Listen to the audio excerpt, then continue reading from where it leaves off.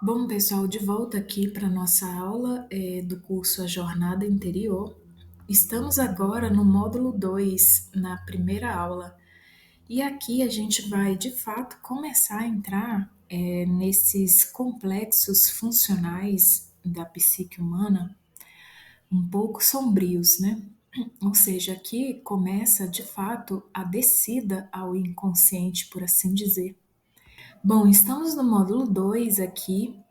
É, Esse módulo ele vai ser composto, por assim dizer, desses temas: inconsciente pessoal, a sombra, os complexos, a ânima e o ânimos. Então, aqui está o nosso joguinho, como de sempre, né? É o nosso caminho que estamos percorrendo. E agora, de fato, nós chegamos na imagem aqui que representa esse eu inconsciente pessoal, né? Que tem esse rapazinho aqui, né, todo interiorizado, passando pelos seus processos internos. E aí o nosso mapa, né, dos continentes de costume, e aí aqui a gente está no inconsciente pessoal, ou seja, agora vamos acessar esses conteúdos, ou pelo menos saber alguns conceitos de conteúdos que pertencem a essa esfera do eu, por assim dizer.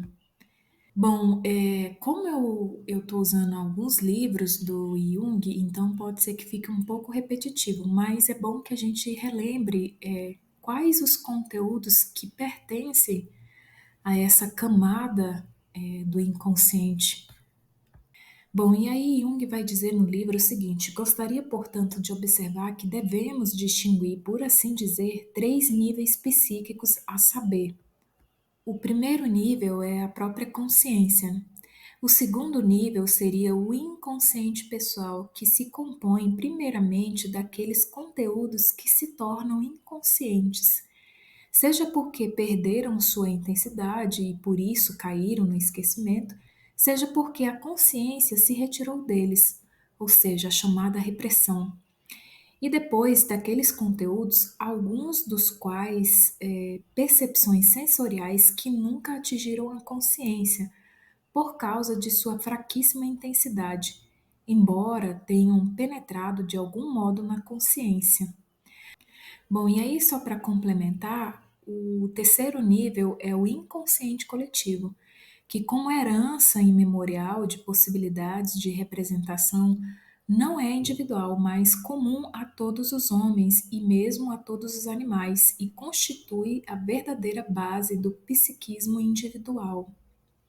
Bom, voltando agora para o nível 2, que é justamente o nível que a gente precisa saber agora, dá para notar que essa camada do inconsciente pessoal contém, então, os conteúdos que perderam intensidade, né, que perderam energia, por assim dizer, e caíram no esquecimento. Também possui conteúdos que sofreram repressão, ou seja, repressão da consciência do eu, né? E depois também é constituído de conteúdos que nunca atingiram a consciência por causa da fraquíssima intensidade, embora eles tenham penetrado de algum modo na consciência, ou seja, e o eu consciente não conseguiu captar, né? Não conseguiu compreender, talvez seria essa a palavra. Bom, é aqui o nosso desenho, como sempre, né? Para a gente poder compreender didaticamente. Então, o inconsciente coletivo seria esse círculo maior que engloba, por assim dizer, o inconsciente pessoal e que, por fim, esse engloba a consciência, o eu, né? Aquilo que conseguiu se diferenciar do inconsciente coletivo. Bom, essa parte eu achei bastante interessante, é do livro Psicologia do Inconsciente. Jung ele faz uma diferenciação em que ele diz que o inconsciente pessoal representa a parte subjetiva, ou seja, tem muito a ver com os processos internos que a pessoa pode ter vivido no passado, né, na infância, enfim. Ou seja, são processos experienciáveis como pessoais. Agora, o inconsciente coletivo, ele representa a parte objetiva do psiquismo, ou seja, o inconsciente coletivo possui muitas informações e elas são de caráter objetivo.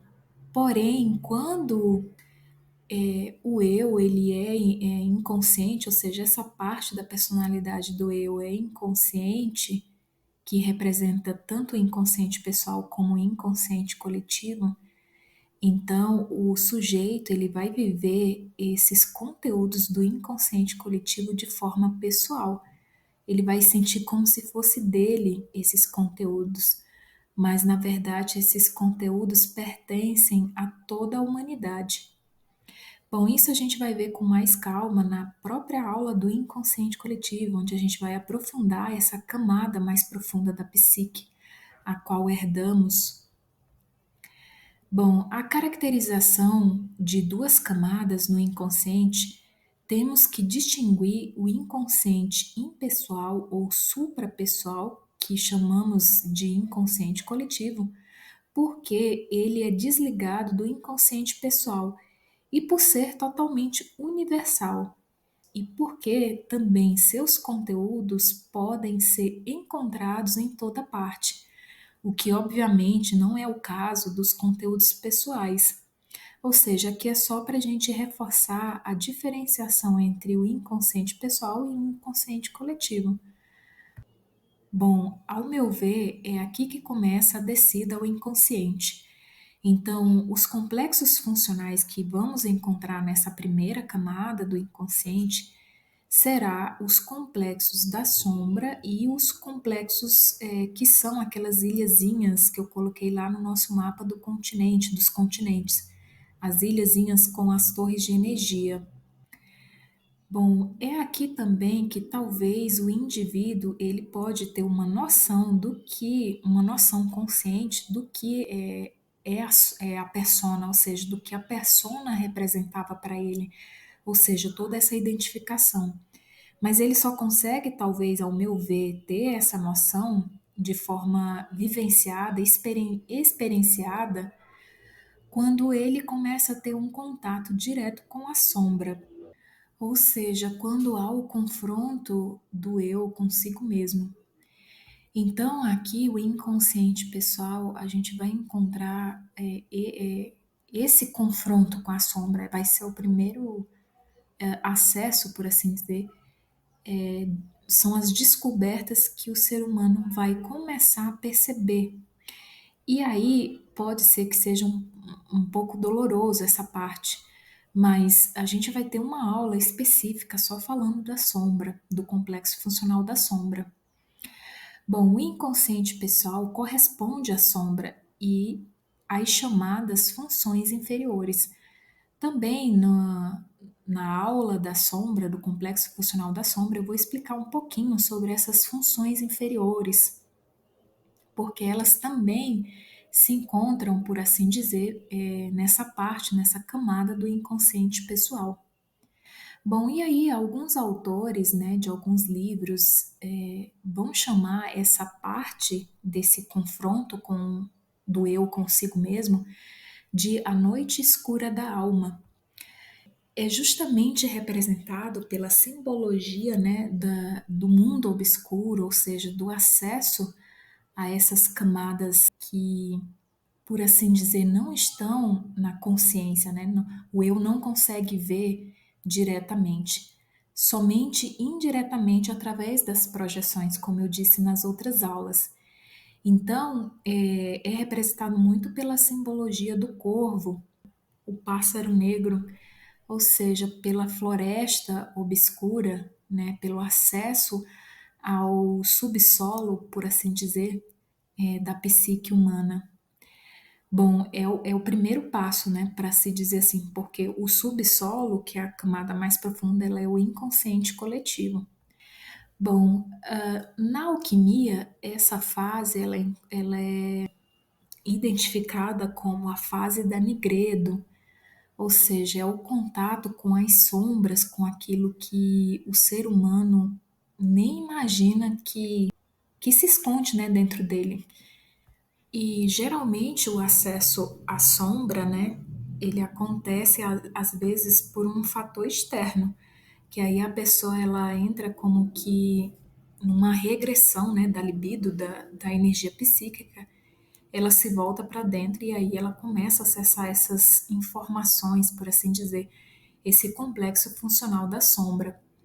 Ao meu ver, às vezes, esse contato com a sombra diretamente, cara a cara, né, como alguns autores falam, eu acredito que só se dá quando o ser humano ele é meio que obrigado a entrar em contato com essa sombra, porque a tendência é o ser humano não querer ver essa parte sombria da própria personalidade, né? Dessa parte que foi reprimida, por assim dizer. E aí, quando é acessado, é bastante doloroso, porque vem com muitos sintomas, inclusive sintomas físicos, emocionais, enfim.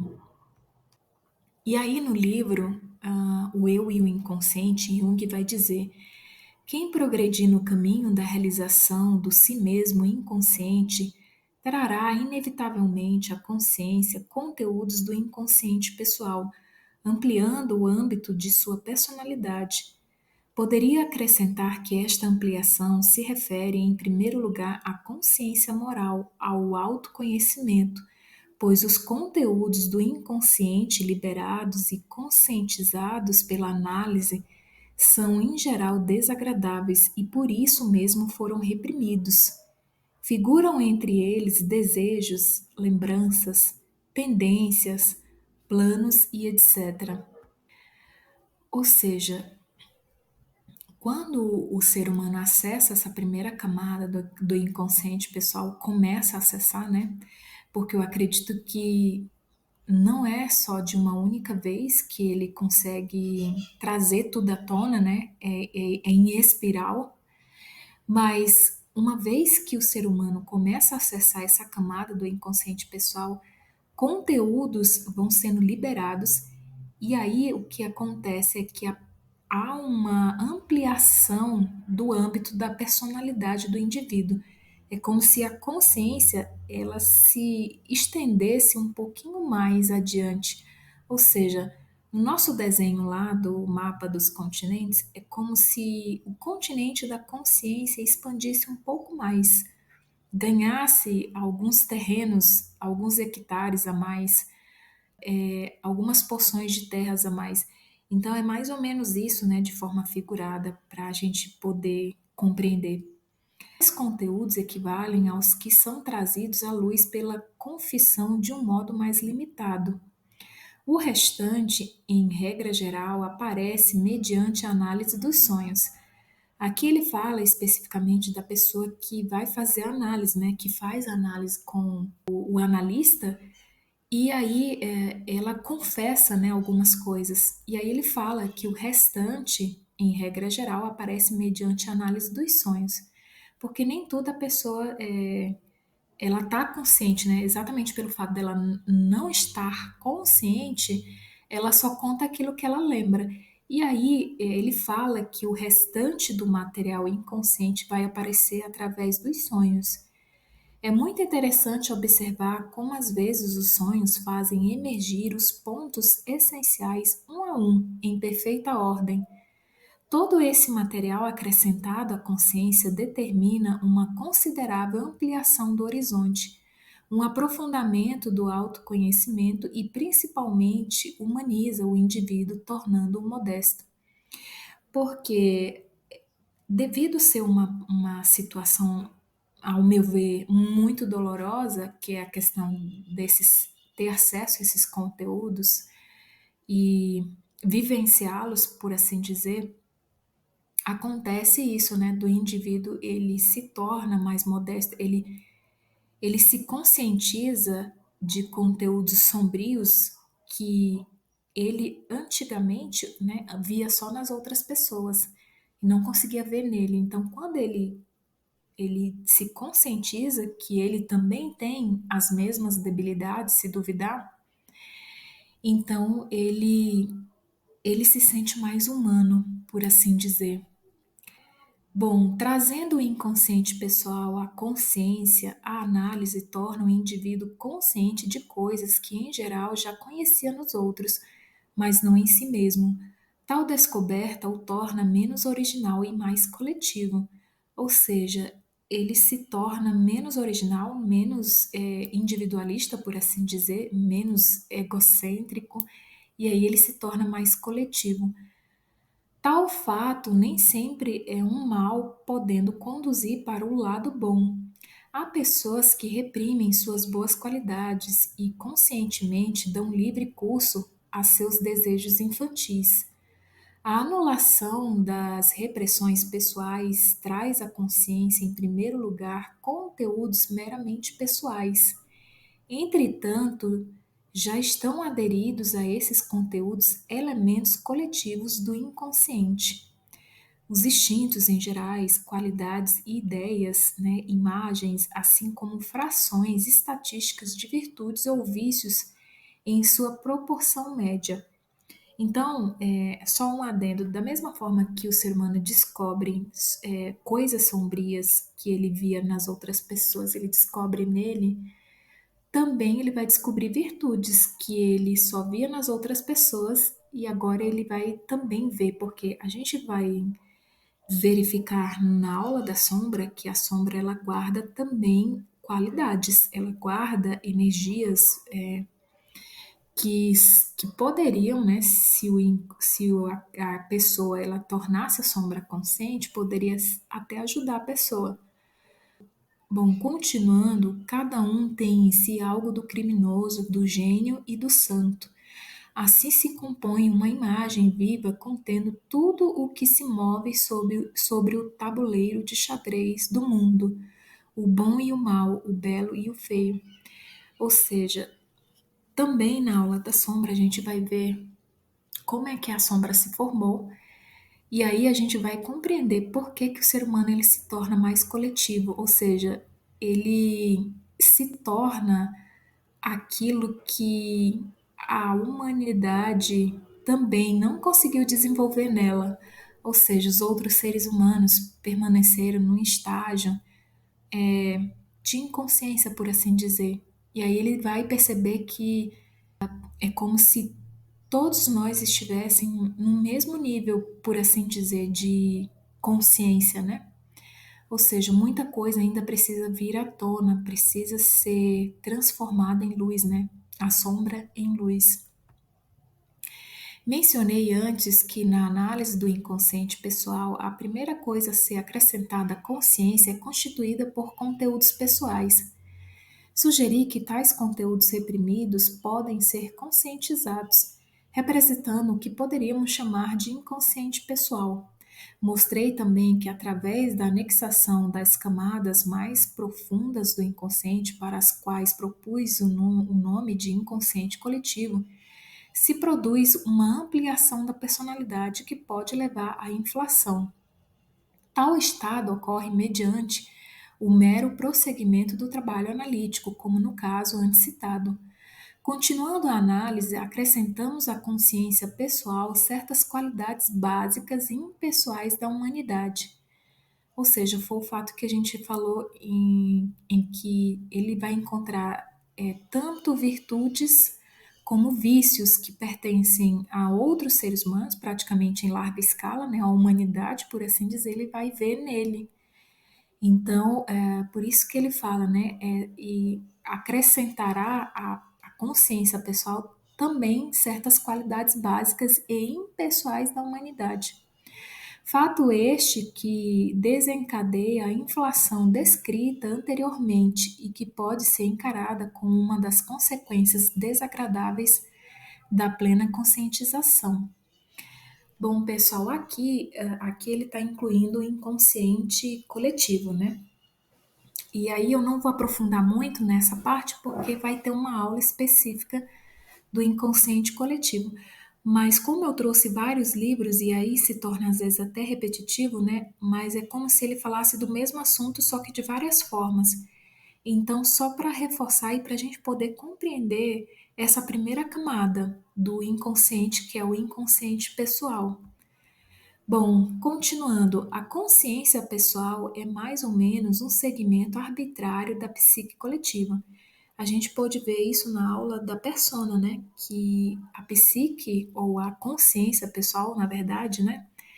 Ela é formada de dois mundos, por assim dizer, né? Do mundo real, que é esse mundo do consciente coletivo, e do mundo do inconsciente de forma geral, que é o inconsciente coletivo. Por isso que ele fala, né, que a consciência pessoal é mais ou menos um segmento arbitrário da psique coletiva. Ela consiste numa soma de fatos psíquicos sentidos como algo de pessoal. Só um adendo aqui, foi o que eu falei. Quando a gente for estudar o inconsciente coletivo, a gente vai ver que muita coisa que é da humanidade, padrões, formas de comportamento e de reações, às vezes até instintivas, o ser humano ele vai sentir, vai agir, vai se comportar igual a outros seres humanos, mas aí ele vai ter aquilo como algo pessoal dele. Só que quando ele começa a escavar esse mundo interior, ele vai descobrir que tem coisas que ele sente e pensa que não é dele, ou seja, que simplesmente ele, vamos dizer assim, surgiu do inconsciente coletivo nele, né? Na verdade, não surgiu, né? Na verdade, meio que invade ele, né? E só que ele não percebe, porque ele não tem noção de que ele tem uma parte da personalidade que pertence a um mundo coletivo do inconsciente coletivo.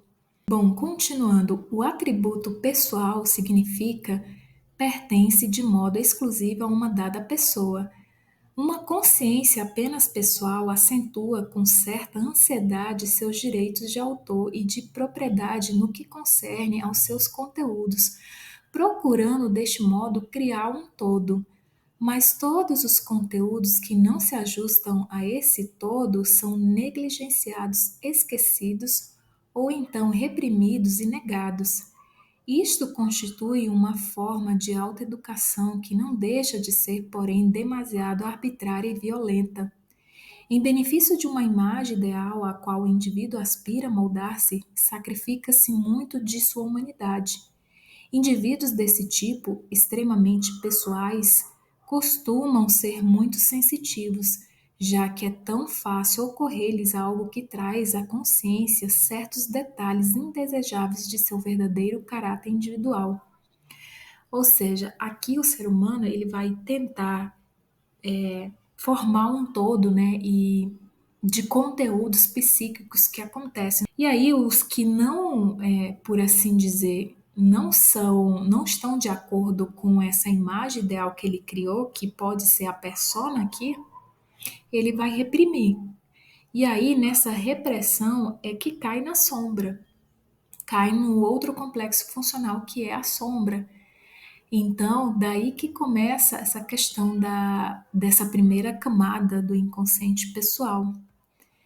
Bom, os conteúdos do inconsciente pessoal são os primeiros a serem trazidos à tona, ou seja, à luz da consciência. Por isso é importante saber quais conteúdos fazem parte dessa camada do eu, chamado de inconsciente pessoal. O processo da integração do inconsciente pessoal é, por assim dizer, a primeira etapa do desenvolvimento da personalidade. Aqui, falando de personalidade no sentido global, né? Da unicidade do eu, né? Ou da completude, enfim. O estágio seguinte começa a abertura do inconsciente coletivo. Então, só repetindo, né? Que os primeiros conteúdos do inconsciente a serem trazidos à consciência é os conteúdos do inconsciente pessoal. Bom, aqui relembrando o nosso desenho das outras aulas, aqui eu coloquei para vocês, né, que a individualidade aqui seria o indivíduo no seu campo de atuação, no sentido assim de que ele já entendeu a sua individualidade.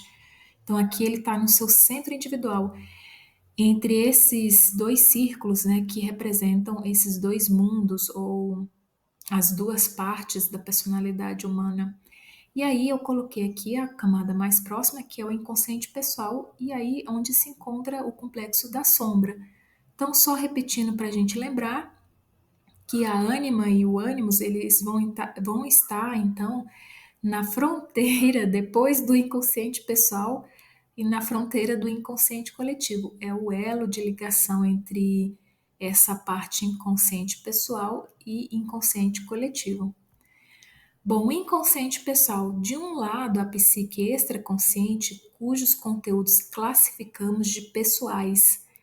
Por que é extraconsciente, né? Porque faz parte, né, da totalidade da psique humana. Então ele fala, conteúdos classificamos de pessoais, compreende os conteúdos que formam as partes constitutivas da personalidade individual e por isso mesmo poderiam ser também de natureza consciente. Inclusive Jung vai falar que esses conteúdos do inconsciente pessoal, eles são até mais fáceis de se tornarem conscientes do que do inconsciente coletivo. Bom, a existência de um inconsciente pessoal demonstra que conteúdos de caráter pessoal poderiam de fato tornar-se conscientes, mas são ilegitimamente mantidos no inconsciente. Há ainda certos acontecimentos de que não temos consciência. Permanecem, por assim dizer, abaixo do limiar da consciência. Aconteceram, mas foram absorvidos subliminarmente, sem nosso conhecimento consciente. Só podemos percebê-los em algum momento de intuição ou por um processo de intensa reflexão que nos leve à subsequente realização de que devem ter acontecido. Ou seja, geralmente fica aquele azinho, né, no ar quando o ser humano ele já está voltando-se para si, né, para dentro, ou seja, para esse aspecto de ser o observador de si mesmo. Ele já começa a pegar algumas coisas no ar, né? Ou ele fica meio assim. Mas geralmente, quando o ser humano está muito envolvido com o mundo real, muito atarefado, enfim, geralmente passa batido. Continuando, e apesar de termos ignorado originalmente a sua importância emocional e vital, mais tarde brotam do inconsciente como uma espécie de segundo pensamento. Este segundo pensamento pode aparecer, por exemplo, na forma de um sonho. Geralmente, o aspecto inconsciente de um acontecimento nos é revelado através de sonhos, onde se manifesta não como um pensamento racional, mas como uma imagem simbólica. Ou seja, certos acontecimentos da vida real do indivíduo acontecem, só que ele não consegue captar, a consciência não absorveu. Então, nesse caso, ele cai nesse limiar, né, abaixo da consciência. E aí, como eu disse, se o sujeito for muito sensitivo, ele fica com aquela impressão, ainda que ele não saiba o que é. Mas geralmente o indivíduo ele não vai nem sequer ter essa impressão, né? Vai passar batido. Só que esses conteúdos, ele fala, né, que esses acontecimentos que não tomamos consciência, eles brotam depois, mais tarde, como uma espécie de segundo pensamento. E aí, geralmente, também aparecem sonhos, né? Bom, a maioria das impressões surgidas nos primeiros anos de vida se tornam rapidamente inconsciente e formam a camada infantil do inconsciente pessoal, como denomino. Tenho certas razões para propor essa divisão do inconsciente. O inconsciente pessoal encerra tudo o que foi esquecido ou reprimido ou de qualquer modo se tornou subliminar, tudo que a pessoa adquiriu antes de modo consciente ou inconsciente. Tais materiais são marcados por um cunho inconfundivelmente pessoal, mas no inconsciente pode ser encontrados ainda outros conteúdos que parecem inteiramente estranhos à pessoa e muitas vezes não apresentam o menor vestígio de uma qualidade pessoal, ou seja, é o inconsciente coletivo, né? Não podemos libertar-nos da infância sem trabalhar exaustivamente esse tema, o que sabemos desde as investigações de Freud. O simples conhecimento intelectual não basta, pois só é eficaz uma rememoração que seja ao mesmo tempo vivenciada de novo. Muitas coisas irresolvidas ficam para trás devido ao rápido escoar dos anos e ao afluxo invencível do mundo que acaba de ser descoberto. Mas não nos livramos dessas coisas, apenas nos afastamos delas. Se muito tempo depois evocarmos novamente a infância, nela encontraremos muitos fragmentos vivos da própria personalidade que nos agarram e somos invadidos pelo sentimento dos anos transcorridos. Esses fragmentos permanecem no estágio infantil e por isso são intensos e imediatos. Só através de sua religação com o consciente adulto poderão ser corrigidos, perdendo seu aspecto infantil.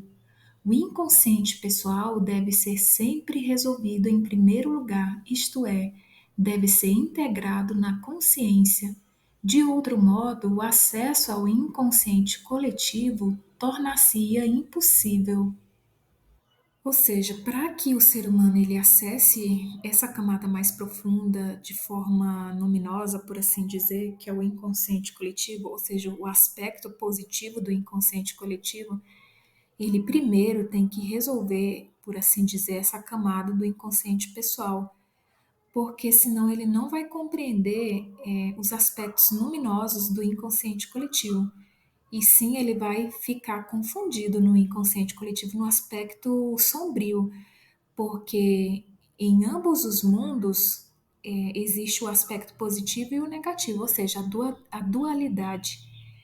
Então, se o ser humano ele não compreender, ou principalmente o complexo da sombra, ele pode, enfim, pode acontecer coisas bem piores quando ele acessar ou quando o inconsciente coletivo jorrar na consciência dele, e aí ele pode perder, vamos se dizer assim, a consciência do eu. A consciência do eu pode mergulhar no inconsciente coletivo e se perder nele. Bom, isso a gente vai ver na aula do inconsciente coletivo, mas vamos prosseguir. É fácil compreender que elementos psicológicos incompatíveis sejam submetidos à repressão, tornando-se por isso inconscientes. Mas, por outro lado, há sempre a possibilidade de tornar conscientes os conteúdos reprimidos e mantê-los na consciência uma vez que tenham sido reconhecidos. Ou seja, aquilo que eu falei de que os conteúdos do inconsciente pessoal, eles são mais fáceis de se tornarem conscientes. Bom, continuando, os conteúdos inconscientes são de natureza pessoal quando podemos reconhecer em nosso passado seus efeitos, sua manifestação parcial ou ainda sua origem específica. São partes integrantes da personalidade, pertencem a seu inventário e sua perda produziria na consciência, de um modo ou de outro, uma inferioridade. A natureza desta inferioridade não seria psicológica, como no caso de uma mutilação orgânica ou de um defeito de nascença, mas o de uma omissão que geraria um ressentimento moral. Ou seja, essa inferioridade ela é sentida de forma inconsciente. E aí o ser humano passa por situações que ele não sabe nem explicar, ele não sabe nem o que é. E aí ele sofre aquela inferioridade, né? Porque se trata de uma parte de sua personalidade que não foi reconhecida, não foi integrada. Então ele vai sentir essa falta de forma indireta e inconsciente. O que é pior ainda é que ele vai projetar essa falta nos outros. Bom, o sentimento de uma inferioridade moral indica sempre que o elemento ausente é algo que não deveria faltar em relação ao sentimento, ou, em outras palavras, representa algo que deveria ser conscientizado se nos dessemos a esse trabalho. O sentimento de inferioridade moral não provém de uma colisão com a lei moral geralmente aceita e, de certo modo, arbitrária, mas de um conflito com o próprio si mesmo, que, por razões de equilíbrio psíquico, exige que o déficit seja compensado. Sempre que se manifesta um sentimento de inferioridade moral, aparece a necessidade de assimilar uma parte inconsciente e também a possibilidade de fazê-lo. Ou seja, é o conflito interior, né? esse conflito, esse sentimento de inferioridade moral é um conflito do eu interior, né? Do eu consigo mesmo. E que, como não é compreendido, aí ele vai ser espelhado, ele vai ser projetado no mundo real. E aí a pessoa vai achar que é uma situação, ou que é um objeto, né? Ou que é uma pessoa que está fazendo ela se sentir assim. E aí ela vai culpar Deus e o mundo, enfim, né? É o que a gente já sabe. Afinal, são as qualidades morais de um ser humano que o obrigam a assimilar seu si mesmo inconsciente, mantendo-o na consciência, quer pelo reconhecimento da necessidade de fazê-lo, quer indiretamente através de uma penosa neurose.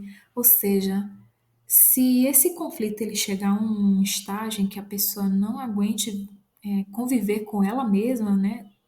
Aí é o que acontece, né?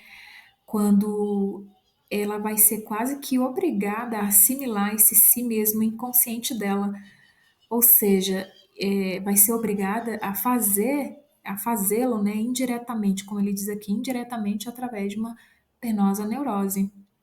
Quem progredir no caminho da realização do si mesmo inconsciente trará inevitavelmente à consciência conteúdos do inconsciente pessoal, ampliando o âmbito de sua personalidade. Só repetindo aqui, né? Provavelmente foi de outro livro. Bom, o inconsciente pessoal contém lembranças perdidas, reprimidas, propositalmente esquecidas, evocações dolorosas, percepções que, por assim dizer, não ultrapassam o limiar da consciência, ou seja, são subliminais, são conteúdos que continuam a funcionar no inconsciente, perturbando a consciência do eu, sem que o eu saiba qual é o motivo, qual é a causa, né, dessa perturbação, desses sintomas. Isto é, percepções dos sentidos que, por falta de intensidade, não atingiram a consciência e conteúdos que ainda não amadureceram para a consciência. Então, aqui, só repetindo, é de outro livro, né, Psicologia do Inconsciente, ele falando o que são esses conteúdos do inconsciente pessoal. Ou seja, né, são conteúdos, são lembranças perdidas, reprimidas, propositalmente esquecidas, evocações dolorosas, percepções que, por assim dizer, não ultrapassaram o limiar da consciência, ou seja, se tornaram subliminais e continuam afetando o eu sem ele saber. Isto é, percepções dos sentidos que, por falta de intensidade, não atingiram a consciência e conteúdos que ainda não amadureceram para a consciência. Segundo o meu ponto de vista, o inconsciente se divide em duas partes rigorosamente distintas. Uma delas é o chamado inconsciente pessoal, que encerra todos aqueles conteúdos psíquicos esquecidos no correr da vida. O inconsciente ainda conserva traços desses conteúdos, mesmo depois que se perdeu qualquer lembrança consciente dos mesmos.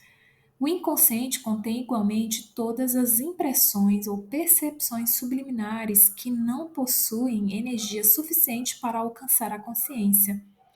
A isto se acrescenta ainda as combinações de ideias inconscientes que são muito fracas e por demais imprecisas para transporem o limiar da consciência. Ou seja, aqui já em outro livro, Natureza da Psique, ele falando do mesmo assunto, só que acrescentando mais algumas coisinhas, né? Por fim, o inconsciente pessoal abrange também aqueles conteúdos incompatíveis com a atitude consciente. Trata-se, o mais das vezes, de um grupo inteiro de conteúdos que nos parecem moral, estética ou intelectualmente inadmissíveis e que são reprimidos por causa de sua incompatibilidade. Como sabemos, o homem nunca pensa ou sente senão o que é belo, bom e verdadeiro. Mas quando se procura manter uma atitude ideal, reprime-se automaticamente tudo que é incompatível com esta atitude.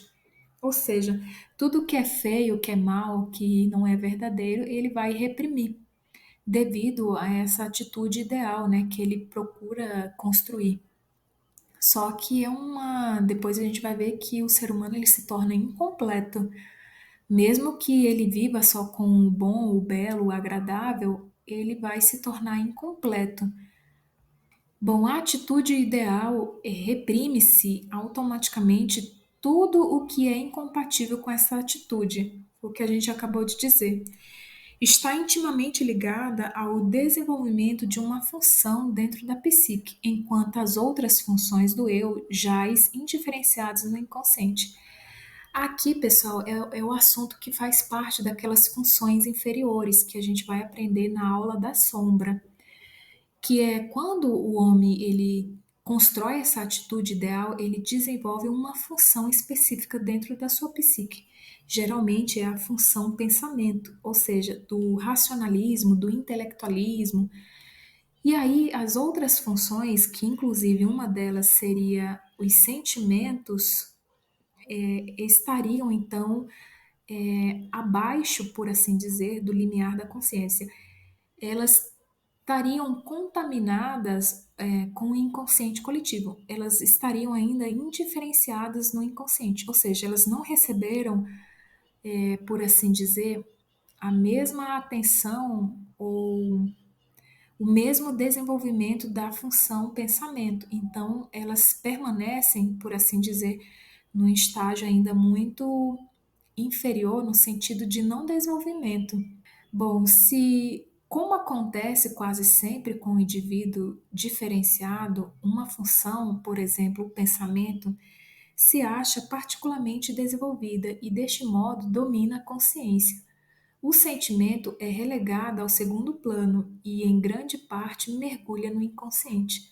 Bom, pessoal, sobre essa questão em que ele fala que o pensamento, quando ele é desenvolvido, geralmente a função sentimento ela é renegada ou relegada, né, a um segundo plano, eu trouxe mais ou menos um exemplo aqui para a gente poder compreender. Isso significa o quê? Que quando o indivíduo ele desenvolve uma função como o pensamento, essa função ela se torna a função principal da psique desse indivíduo. Ou seja, é como se essa função dominasse o consciente dele. Então, ele se identifica com essa função que é o pensamento. E isso cabe, eu acho que para a maioria dos seres humanos, né? Porque todos nós nos identificamos com essa parte racional, a razão, né? Por assim dizer. Às vezes até um lado mais intelectualista, né? Por assim dizer. Então, ele fala que a pessoa que se identificou ou que tem a função principal como o pensamento, geralmente a função sentimento, que é uma função oposta ao pensamento, ela vai estar mergulhada no inconsciente, ou seja, ela vai estar contaminada pelo inconsciente, inclusive pelo inconsciente coletivo. Não significa que a pessoa não sinta ou que ela não tenha valores, por assim dizer, né? Valores que não tem a ver com a parte da razão, somente com a parte da razão. Mas significa que essa função ela não se desenvolveu a ponto de ser maduro, de compreender, né, de entender o sentido dessa função. Ou seja, o que que essa função ela representa para o ser humano. Então, essa função sentimento, ela já é mergulhada no inconsciente. E aí, o sentimento, e inclusive outras funções que o ser humano tem, por exemplo, a sensação, elas vão se manifestar sempre num estágio meio que instintivo ou meio que infantil, né, por assim dizer, quase que infantil, porque elas não se desenvolveram, elas ficaram, por assim dizer, na parte inconsciente da personalidade. E aí eu trouxe um trecho do livro Arquétipos e Inconsciente Coletivo, onde ele diz o seguinte: as emoções e os sentimentos encontram-se num estágio instintivamente por não terem sido desenvolvidas como foi a função pensamento. Então, uma onda do inconsciente pode facilmente arrebatá-lo, e ele, ou seja, essa pessoa que se identifica com o pensamento, e ele se esquecer de quem era, fazendo coisas nas quais não se reconhece. Por isso, os primitivos temem os afetos, ou seja, as emoções descontroladas, pois neles, né, nesses afetos, nessas emoções, a consciência submerge com facilidade, dando espaço à possessão. O inconsciente é considerado geralmente uma espécie de intimidade pessoal encapsulada, mais ou menos o que a Bíblia chama de coração, considerando-o como a fonte de todos os maus pensamentos. Nas câmaras do coração moram os terríveis espíritos sanguinários, a ira súbita e a fraqueza dos sentidos. Este é o modo como o inconsciente é visto pelo lado consciente. E só fazendo um adendo aí, daí é que vem o medo, né, dessa parte sombria da alma. A consciência, porém, parece ser essencialmente uma questão de cérebro, o qual vê tudo, separa e vê isoladamente, inclusive o inconsciente, encarando sempre como o meu inconsciente. Pensa-se por isso, de um modo geral, que quem desce ao inconsciente chega a uma atmosfera sufocante de subjetividade egocêntrica, ficando neste beco sem saída à mercê do ataque de todos os animais ferozes abrigados na caverna do submundo anímico. É interessante essa parte porque quando a gente for ver a aula dos sonhos, a gente vai ver que é exatamente o que ele diz aqui no livro Arquétipos e Inconsciente Coletivo é o que se manifesta nos sonhos, quando a pessoa está nessa fase da nigredo, né, que é o contato com as suas sombras. Então ela vai ter sonhos muito com animais ferozes atacando, enfim, são símbolos desse inconsciente, né, por assim dizer. E principalmente do inconsciente coletivo, que é a camada mais profunda, né, da psique. Verdadeiramente, aquele que olha o espelho da água vê em primeiro lugar sua própria imagem. Quem caminha em direção a si mesmo corre o risco do encontro consigo mesmo. O espelho não lisonjeia, mostrando fielmente o que quer que nele se olhe. Ou seja, aquela face que nunca mostramos ao mundo porque a encobrimos com a persona, a máscara do ator. Mas o espelho está por detrás da máscara e mostra a face verdadeira. Esta é a primeira prova de coragem no caminho interior, uma prova que basta para afugentar a maioria, pois o encontro consigo mesmo pertence às coisas desagradáveis que evitamos enquanto pudermos projetar o negativo à nossa volta. Se formos capazes de ver nossa própria sombra e suportá-la, sabendo que existe, só teríamos resolvido uma pequena parte do problema. Teríamos pelo menos trazido à tona o inconsciente pessoal.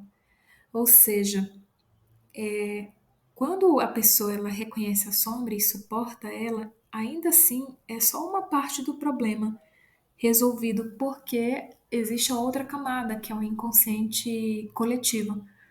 Mas ainda assim, pelo menos a gente vai ter trazido à luz da consciência, né, trazido à tona o inconsciente pessoal. E aqui é necessário a gente fazer uma diferenciação, uma distinção entre supressão e repressão, porque no inconsciente pessoal a gente vai encontrar conteúdos que foram suprimidos e conteúdos que foram reprimidos. Bom, supressão, ele diz o seguinte no livro Psicologia do Inconsciente.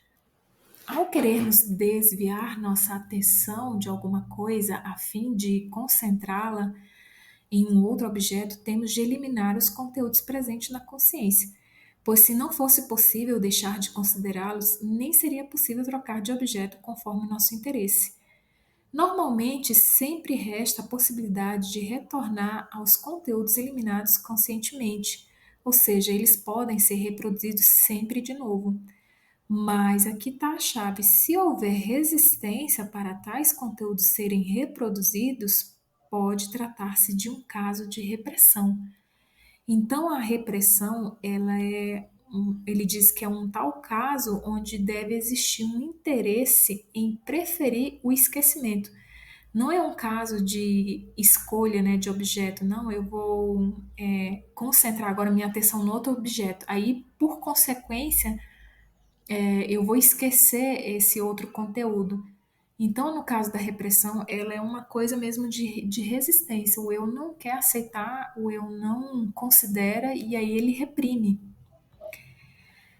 A história sempre de novo nos ensina que, ao contrário da expectativa racional, fatores assim chamados irracionais exercem um papel principal e mesmo decisivo em todos os processos de transformação da alma. E aqui eu coloquei uma imagem, né, de Paulo, né, Paulo de Tarso, que sofreu uma conversão. Ou seja, ele era um típico racional ao meu ver, ele era um típico racional mental, intelectual, e aí ele sofreu essa conversão, né? Ou seja, o oposto, que seria essa personalidade dele interior, a atitude interior, veio com tudo, né? O inconsciente. Agora, em outro livro, ele diz o seguinte: a atitude repressiva da consciência obriga, porém, que o outro lado se manifeste indiretamente, através de sintomas quase sempre de caráter emocional. Ou seja, ele está falando dessa parte inconsciente, né, da personalidade, em que a atitude repressiva da consciência obriga que essa outra parte do nosso eu se manifeste indiretamente através de sintomas quase sempre de caráter emocional. Só em momentos de um afeto avassalador emergem à superfície fragmentos de conteúdos do inconsciente sob a forma de pensamentos ou imagens. O sintoma inevitável que acompanha tal fenômeno é o da identificação momentânea do eu com essas manifestações, que são renegadas logo depois. Ou seja, é como se fosse um ciclo vicioso, né? A atitude regressiva da consciência obriga com que essa parte da nossa personalidade inconsciente se manifeste indiretamente através de sintomas emocionais, ou seja, aqueles afetos avassaladores que tira o eu do eixo, né, por assim dizer, do comando. E aí o eu se identifica imediatamente com esses afetos, com esses sintomas, por assim dizer, e só que depois o eu renega de novo, né? Ou seja, ele renega as manifestações, aí joga de novo para o inconsciente, ou seja, reprime novamente. E aí o ciclo fica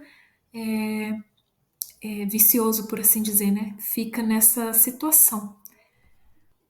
Bom, na análise ou na autoanálise do inconsciente pessoal, encontramos então a sombra e os complexos, que é o que a gente vai ver nas próximas aulas.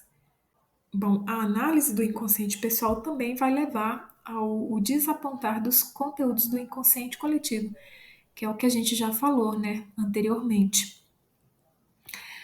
Bom, a frase escolhida foi do livro Natureza da Psique, e aí Jung diz o seguinte: alguma coisa dentro de nós quer permanecer como criança, quer permanecer inconsciente, ou quando muito, consciente apenas do seu ego. Quer rejeitar tudo aquilo que lhe é estranho, ou então sujeitá-lo à sua própria vontade. Não quer fazer nada, ou no máximo satisfazer sua ânsia de prazer ou de domínio. Há em tudo isto alguma coisa da inércia da matéria. É a persistência no estado anterior, cuja consciência é menor em seu alcance, mais estreita e mais egoísta do que a consciência da fase dualista, na qual o indivíduo se vê diante da necessidade de reconhecer e aceitar aquilo que é diferente e estranho como parte e como espécie, e como uma espécie de ego. Ou seja, aqui ele remonta, por assim dizer, a um estado de consciência um pouco primitivo, onde o ser humano ainda não tinha a consciência desenvolvida como é hoje, né? Então, ele diz que há alguma coisa de inércia da matéria, ou seja, uma persistência de continuar ou de continuar num estado anterior onde a consciência ela era menor em seu alcance, ou seja, é como se tudo que a humanidade veio passando desde o processo evolutivo da consciência é como se repetisse novamente. Ou seja, há uma questão de não querer avançar inconscientemente, assim, de não de continuar do jeito que tá, porque isso faz parte até da questão da própria matéria em si, né, da inércia da matéria, que é onde o espírito está mergulhado, né? Ou seja, o espírito está preso na matéria, por assim dizer. Bom, pessoal, chegamos ao fim dessa nossa aula e aqui estão os livros que fizeram parte da nossa aula. Então, para quem quem tiver interesse. Bom, é isso. Então, nos vemos nos próximos vídeos e nas próximas aulas. Até breve. Tchau, tchau.